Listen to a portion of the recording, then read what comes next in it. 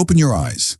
The light has returned, demanding your attention, but the body remains heavy. It clings to the warmth, to the inertia of sleep, and to the temporary oblivion where no demands are made of you. In this precise moment, the first and most critical battle of your existence is waged. It is not a battle against the world, nor against the clock, nor against the tasks that lie in wait. It is a battle against your own assent. You feel a resistance. A voice within you whispers that it is too early, that you are too tired, that the comfort of the bed is a good to be preserved, and the labor of the day is an evil to be avoided. Observe this voice. Do not shout it down. Do not judge it with anger. Simply observe it as you would observe a cloud passing over the sun. This resistance is not you. It is merely the sensation of the body interacting with the nature of the morning. Discipline begins here. It is not, as the confused believe, a whip you use to beat yourself into submission. It is not a rigid cage of rules you impose upon your freedom. True discipline is the triumph of reason over impulse. It is the ability to see things as they are, rather than how your appetites wish them to be. Ask yourself, for what were you born? To huddle under blankets and keep yourself warm? Was your nature designed for passivity, for hiding from the light? Look at the world around you. Look at the smallest things. The bird building its nest, the spider weaving its web, the plants turning toward the sun. They do not groan. They do not hesitate. They perform the task inherent to their nature. They participate in the movement of the cosmos without complaint. Are you a being gifted with the divine spark of reason, the only creature in existence who is designed to do nothing? You were created for action.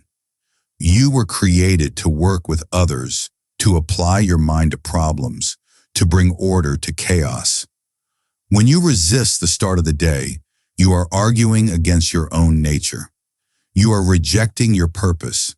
To love yourself is to love the work you were made to do. Rise then, not because you must, but because it is what a human being does. As you move into the day, you will carry a misunderstanding that causes much of your suffering. You believe that to conquer your day means to control it.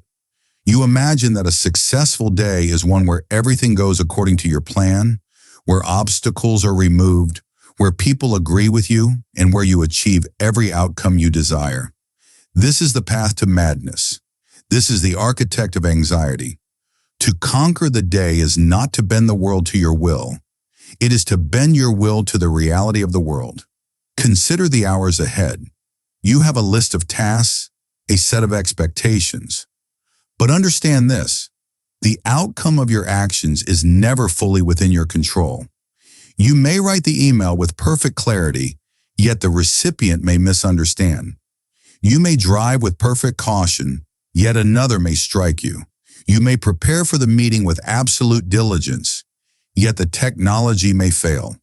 If you tie your peace of mind to these outcomes, to the approval of others, to the completion of the list, to the smoothness of the traffic, you have enslaved yourself to fortune. You have handed the keys of your tranquility to strangers and to chance. Discipline is the act of reclaiming those keys. It is the recognition that there is only one territory you must conquer, and that is the territory of your own reasoned choice. You control your intention. You control your effort. You control the judgment you place upon events. Everything else is external. Everything else is borrowed. When you sit down to your work, do not fixate on the finish line. Do not hunger for the praise that might come when the work is done. That future does not exist. It is a phantom. Fixate instead on the quality of the action in this present moment. Is it honest? Is it thorough? Is it done with the full application of your faculties? If the answer is yes, then you have already succeeded. The external result is indifferent. You will face distraction. The mind is restless. It seeks novelty. It fears difficulty. When the work becomes hard, the mind will itch for an escape.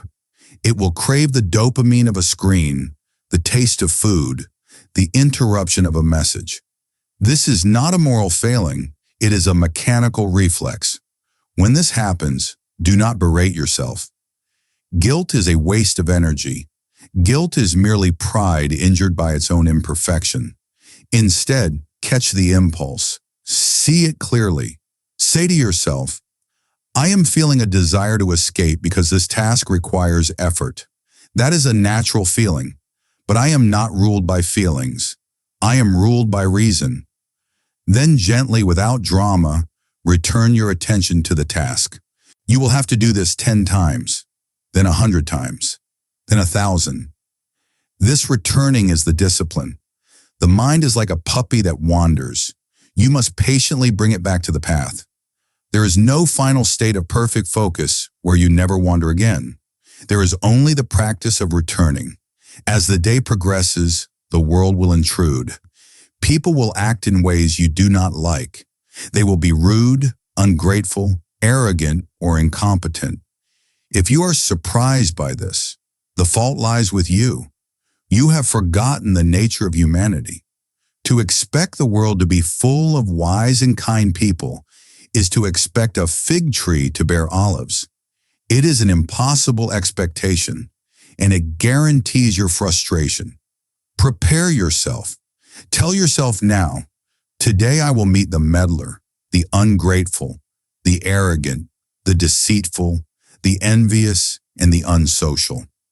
They are this way because they cannot tell the difference between what is good and what is bad. They have mistaken money or fame or pleasure for the good. They are acting out of ignorance. But you have seen the nature of the good, and you know it is the beautiful. You have seen the nature of the bad, and you know it is the ugly. You know that the person attacking you is of the same substance as you. You cannot be harmed by them, for no one can force you to do what is shameful. When the colleague speaks sharply to you, when the client rejects your work, pause. The discipline you seek is the discipline of the gap, the space between the stimulus and your response. In that gap lies your freedom. The impulse will be to strike back, to defend your ego, to let anger rise like a hot smoke in your chest. Anger feels like power, but it is actually a weakness. It is the admission that something outside of you has the power to disturb you. It is a surrender of your sovereignty. Look at the event objectively. Strip away the adjectives.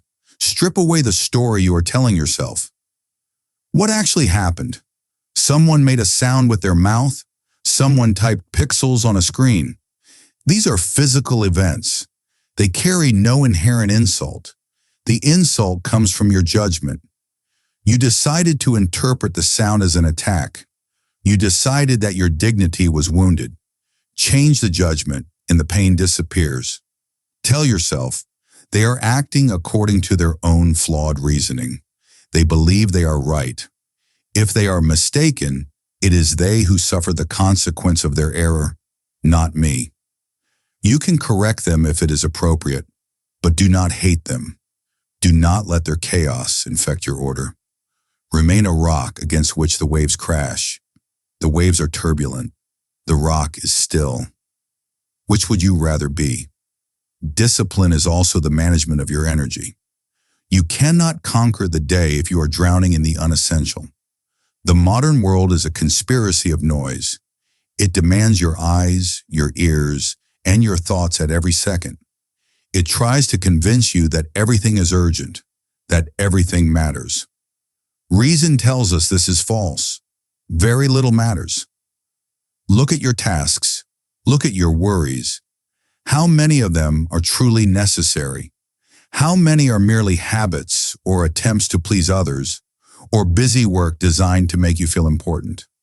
A disciplined mind is a ruthless editor. It cuts away the superfluous. It asks, if I do not do this, what will actually happen? If the answer is nothing of consequence, then let it go. By doing fewer things, you do them better. You gain the tranquility of a life that is not cluttered with the debris of triviality. Do not be afraid to be slow.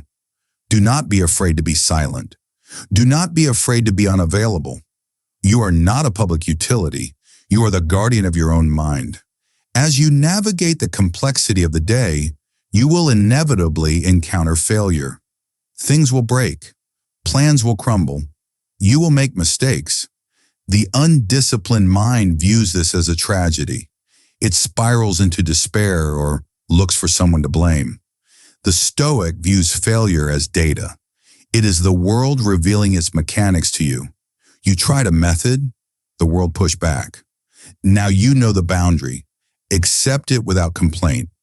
To complain about an obstacle is to complain that the world is physical, that friction exists. There is a phrase you must carry with you like a shield.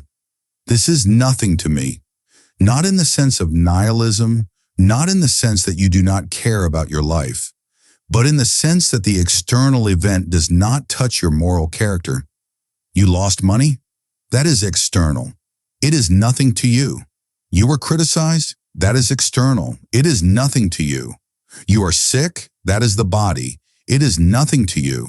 The only thing that is something to you is your own reasoned choice. Did you act with virtue? Did you treat others with justice? Did you face difficulty with courage? Did you exercise moderation in your desires? If you did these things, your day is a success, even if the roof falls in.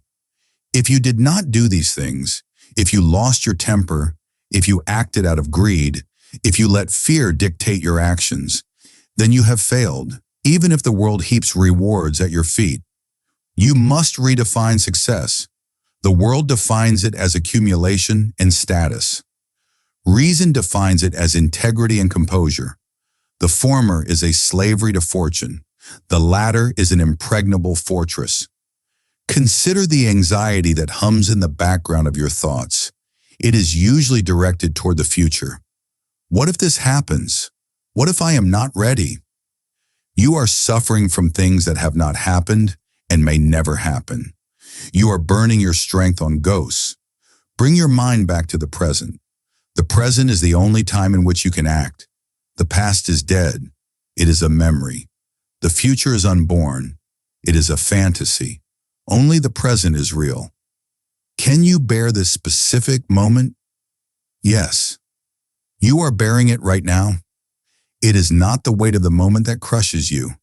It is the weight of all the future moments you are piling on top of it in your imagination. Put down the future. Carry only what is in your hands. You must also understand the insidious nature of comfort. As the day wears on, the body and the mind will conspire to seek the path of least resistance. You will find yourself looking for shortcuts. You will find yourself complaining about the difficulty of the terrain. You will desire that the day was easier, that the demands were fewer, that the temperature was milder. This desire for ease is a trap. It softens the soul. A life without challenge is a tragedy, for it leaves you ignorant of your own potential. How can you know your own strength if you have never been forced to lift a heavy weight? How can you know your own courage if you have never faced a situation that made you tremble? Do not wish for a soft day. Wish for a strong spine. When the work becomes difficult, when the complexity rises, do not shrink. Lean into it. Treat the difficulty as a wrestler treats a training partner. The partner resists not to harm the wrestler, but to strengthen him. The obstacle is not in the way. The obstacle is the way. It is the fuel for your character. If the day is hard, be grateful. It is providing you with the raw material of virtue. Observe your appetites as the sun passes its peak. You will feel hunger. You will feel thirst. You will feel the heaviness of fatigue. These are signals from the animal part of your nature. They are information, nothing more. They are not commands. Most human beings are slaves to these signals. They feel hunger and immediately abandon their duty to seek food. They feel tired and immediately slacken their effort. They are pulled around by their strings like puppets. You are not a puppet. You possess the ruling faculty. You can observe the hunger and say, I notice that the body requires fuel. I will feed it at the appointed time, in the proper amount. Until then, I will continue. You can observe the fatigue and say, the body is tired. This is a sensation. It does not prevent me from doing what is necessary. By delaying gratification, even for a short while, you strengthen the muscle of self-control. You prove to yourself that you are the master of the house, and your impulses are merely the servants. There will come a moment in the day when chaos seems to surround you. Perhaps multiple crises arrive at once. Perhaps the noise becomes deafening. In this moment, you risk losing your perspective. You risk believing that this localized storm is the entire universe. You must practice the discipline of the view from above. Withdraw your mind from the immediate situation for a moment. Cast your imagination upward. See yourself sitting in the room, then see the building, then the city, then the nation, then the entire earth suspended in the vast blackness of the cosmos. From this height, look down at your crisis. How big is it? It is a speck of dust on a grain of sand. Look at the timeline of existence. Empires have risen and fallen. Mountains have been ground to dust. Billions of lives have flickered in and out of existence. In light of this vastness, does the rude email really matter? Is the missed deadline truly a catastrophe? This is not to say that your actions do not matter. They matter because they are yours. But the significance you attach to external events is often bloated and absurd. The view from above pierces the bubble of your anxiety. It restores proportion. It reminds you that you are a tiny part of a great whole, and that the only thing required of you is to play your part well for the short time you are on the stage. Return to your task with this coolness. The heat of the moment dissipates when placed against the cold vastness of eternity. As the day winds down, you face a new danger, the danger of winding down into unconsciousness.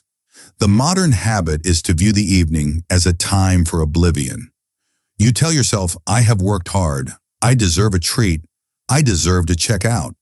You turn to screens, to intoxicants, to mindless consumption.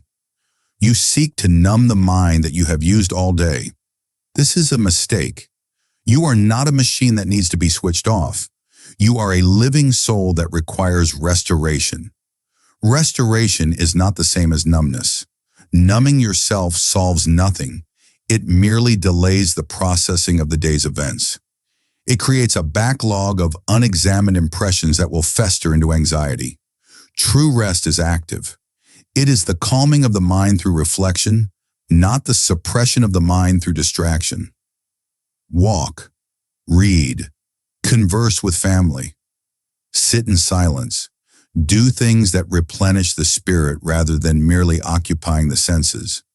If you end the day by fleeing from yourself, you will wake up the next morning just as exhausted as when you went to sleep. You cannot outrun your own mind. You must make friends with it. And then, before you close your eyes, you must perform the most essential act of the Stoic discipline, the review. You cannot improve what you do not measure. You cannot correct a course if you do not know where you have drifted. In the quiet of the night, strip away the rationalizations and the excuses. Look at your actions with the cold light of a judge. Ask yourself 3 questions. First, what did I do wrongly? Be specific. Did you speak harshly to a loved one? Did you let envy creep into your heart when you heard of another's success? Did you eat past the point of fullness? Did you waste an hour on frivolous things? Do not judge yourself with hatred. Judge yourself with accuracy. Identify the error so it can be recognized next time. Second, what did I do rightly? Did you hold your tongue when you wanted to scream? Did you help someone who could offer you nothing in return? Did you focus on your work when you wanted to quit? Acknowledge these victories. They are proof that progress is possible. They are the foundation upon which you will build tomorrow. Third, what remains to be done? What duty was left unfulfilled? What virtue requires more attention? What preparation must be made for the morning? This review is not a confessional. You are not asking for forgiveness from a deity. You are an artisan inspecting your own work. You are smoothing out the rough edges. You are learning the patterns of your own soul. Without this review, you are doomed to repeat the same mistakes day after day, indefinitely. With this review, every day becomes a lesson. You spiral upward, slowly, toward wisdom. As you lay your head down, you must practice the final discipline, the discipline of release. The day is done. It is now a fossil. It has hardened into history. No amount of worry, no amount of regret, no amount of replay can change a single second of it. To cling to it is madness. It is to grasp at smoke. You may have failed today. You may have fallen short of your own standards. Accept it. You are human. The sage is an ideal, a star to steer by, not a state you possess permanently. The fact that you stumbled is less important than the fact that you are willing to stand up again. Release the day. Let it fall from your hands. There is a peace that comes from knowing you have done what you could. Even if the result was not what you hoped, the effort was yours. The intention was yours. And now the rest is necessary. Consider sleep not as a pause, but as a practice of mortality. You close your eyes and the world disappears. You let go of all possessions, all titles, all worries. You practice dying. You practice trusting the universe to spin without your supervision. In this state, there is no anxiety. There is only the rhythm of the breath and the dark silence of the void. You return to the source from which you came, recharging the spark so that, if fate allows, you may light the fire again when the sun returns. This is how you conquer the day, not by fighting the world, but by mastering the self, not by seeking more, but by needing less, not by controlling the outcome, but by loving the process. It is a path of high resistance. It requires constant vigilance. It is not for the lazy, nor for the cowardly, but it is the only path that leads to freedom. The chaos will continue. The world will spin in its wild and unpredictable way. People will shout, and markets will crash, and things will break. But you will remain. You will possess a fortress inside yourself that no external force can breach. You have the tools, you have the reason, you have the strength. The question is not whether you can do it. The question is only, will you?